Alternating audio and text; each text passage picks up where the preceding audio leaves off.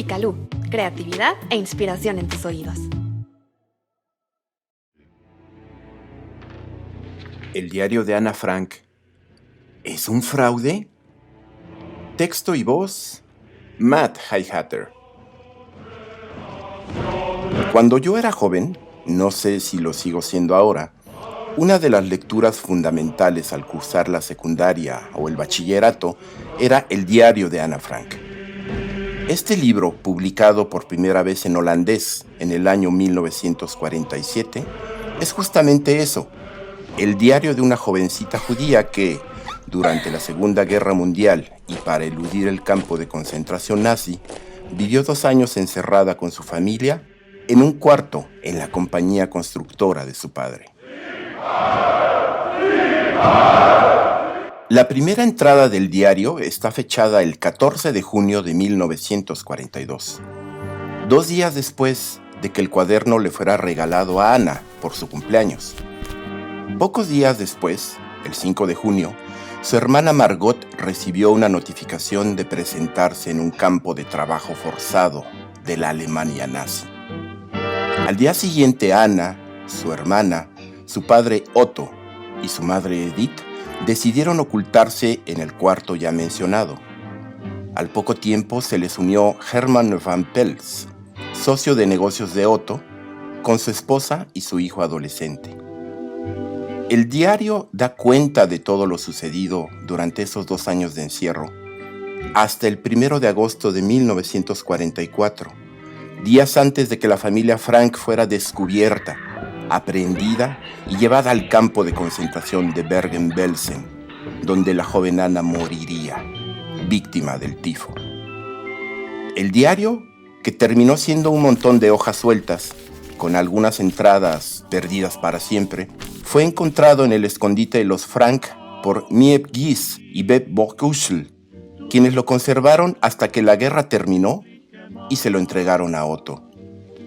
En 1946, la familia convenció a Otto de publicarlo. Poco después, el escrito llamó la atención de unos editores que invirtieron en un tiraje de 3,000 copias, el cual se publicó y se vendió rápidamente al año siguiente.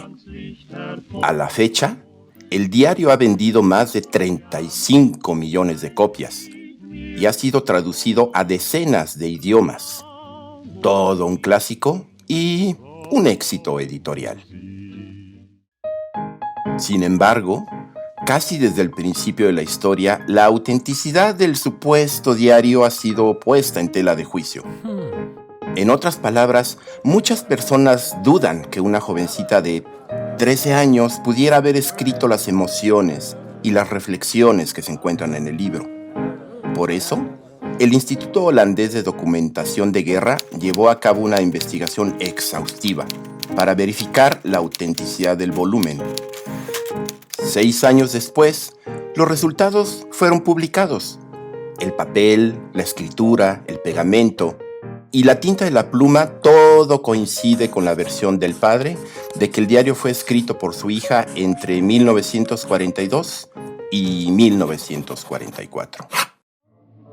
No obstante, en enero de 2015, el diario estadounidense National Vanguard publicó un artículo titulado Anne Frank Hoax Exposed, algo así como el engaño de Ana Frank al descubierto, donde su autor, el Dr. William L. Pierce, brinda pruebas del fraude cometido por Otto y sus editores.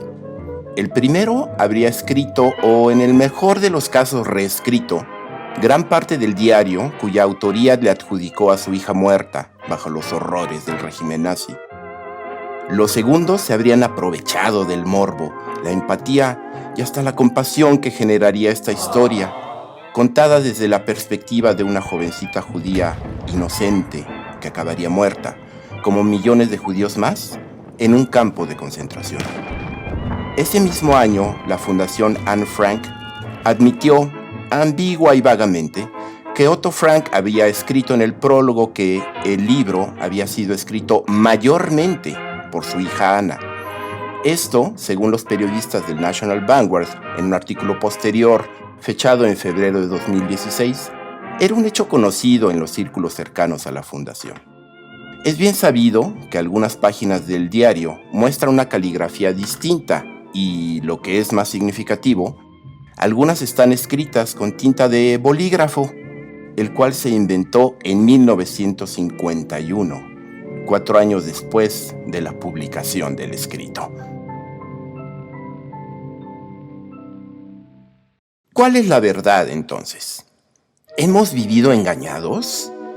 ¿Será cierto que este libro, que ha sido leído y admirado por cientos de millones de personas en todo el mundo desde hace más de 70 años, es en realidad un fraude? ¿Se trata de un caso más de antisemitismo?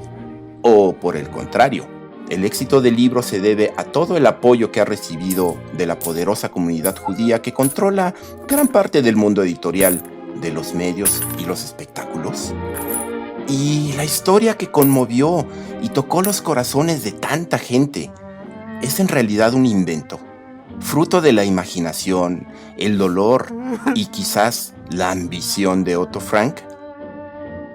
En este punto, y sin conceder o afirmar la autenticidad o falsedad del famoso diario, quisiera citar al psicoanalista Joseph Campbell, quien en su obra El héroe de las 1000 caras dice acerca del concepto del mito: no sería exagerado decir que el mito es la entrada secreta por la cual las inagotables energías del cosmos se vierten en las manifestaciones culturales humanas.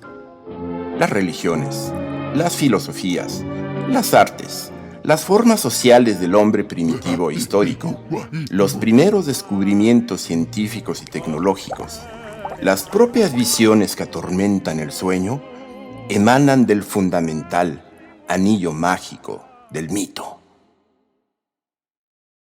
¿Qué quiere decir esto?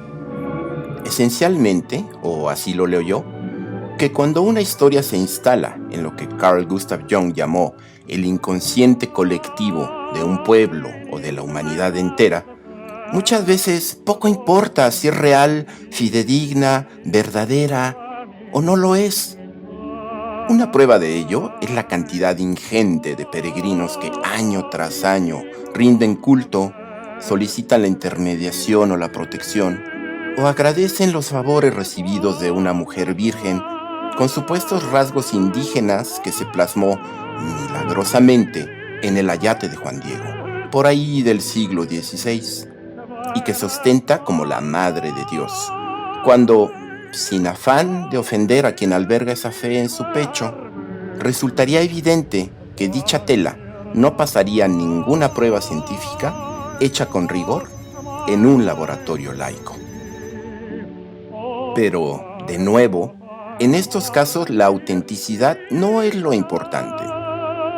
La historia de Ana Frank en nuestros días es un testimonio vivo de las atrocidades cometidas por el régimen nazi durante la Segunda Guerra Mundial y de la persecución sufrida por los judíos bajo el poder de Adolfo Hitler. Y ese peso histórico y cultural no desaparecería si en efecto se comprobara que todo fue un fraude y que don Otto se inventó el cuento del diario para sobrellevar el dolor de la pérdida de su hija y de su familia y quizá para hacerse de alguna riqueza.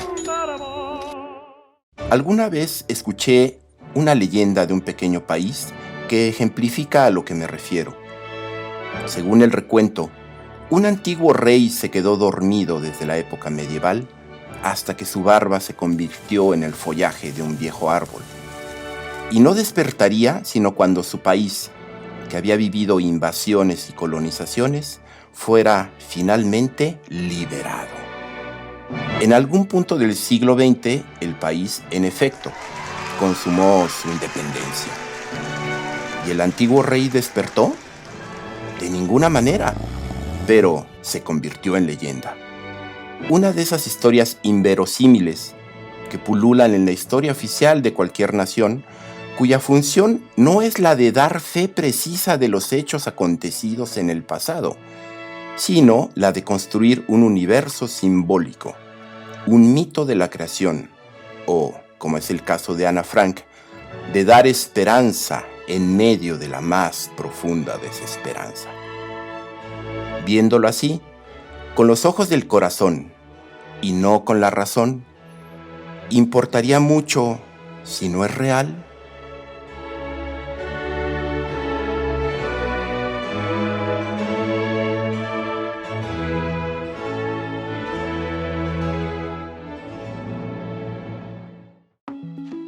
Si disfrutaste de esta cápsula, no olvides suscribirte a nuestro canal ni activar la campana de las notificaciones para que no te pierdas ninguno de nuestros videos. Gracias por acompañarnos y hasta la próxima.